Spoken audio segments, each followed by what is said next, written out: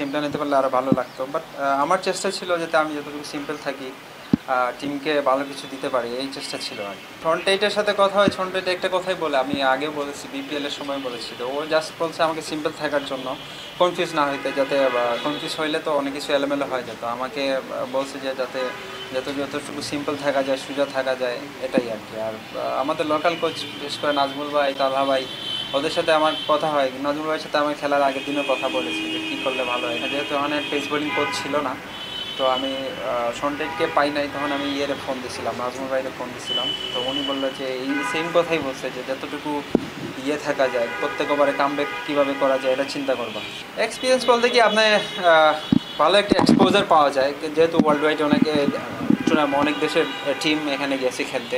5টা দেশের 5টা রিপ্রেজেন্টেটিভ গেছিলো। আমি বাংলাদেশ থেকেই গেছিলাম।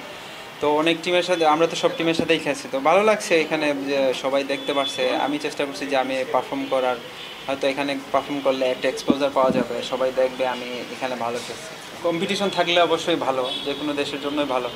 দেখেন, আপনি যখন কম্পিটিশনে থাকবেন, আপনি কাজ করতে আরও বেশি আগ্রহী হবেন। আমি আমার ক্ষেত্রে বলি, আমি আমার ফিটনেসটা আরও বেশি বাড়াইতে চেষ্টা করতেছি, যাতে আমি ওদের সাথে কম্পিটিশন করতে পারি। তো এই জিনিসটা আমাকে বুস্ট আপ করে যে না, আমি যদি পিছিয়ে যাই তাহলে আমি অনেক পিছিয়ে যাবো। তো আমার চেষ্টা থাকে আমি যতটুকু সামনে থাকি, ওদের থেকে সামনে থাকার চেষ্টা করি। কোনোটাই ইজি না, সবটাই টাফ। এখন টেস্ট ক্রিকেটে কিন্তু ফাস্ট হয়ে গেছে। তো আমার চেষ্টা থাকে মানে অ্যাডজাস্টমেন্টের ব্যাপারে। এটা আমি চেষ্টা করি যে যেন তাড়াতাড়ি অ্যাডজাস্ট করতে পারি। আমি যখন ছিলাম, সেকেন্ড টেস্ট খেলি নাই, তখন আমি লাল বলের মাধ্যমেই প্র্যাকটিস করতেছিলাম, যাতে আমি যেহেতু জিএসএলে যাবো আগে জানছি, তখন ওই প্র্যাকটিসটা আমি ওখানে করতেছিলাম শ্রীলঙ্কায়।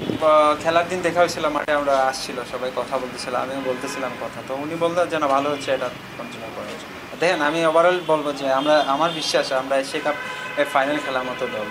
আমরা যে গ্রুপে আছি, অবশ্যই আমরা এখান থেকে 2-3টা ম্যাচ জিততে পারলে আমরা অবশ্যই ফাইনালে উঠতে পারবো। হ্যাঁ, অবশ্যই ভালো ক্যাপ্টেন অবশ্যই বলবো, কারণ আমাকে অনেক বেশি ফ্রিডম দিয়েছে। আমি যা চেষ্টা করছি, উনি আমাকে সাপোর্ট করেছে। এবং ওনার মাঠের মধ্যে অনেক বোলিং চেঞ্জিংটা অনেক ভালো ছিল।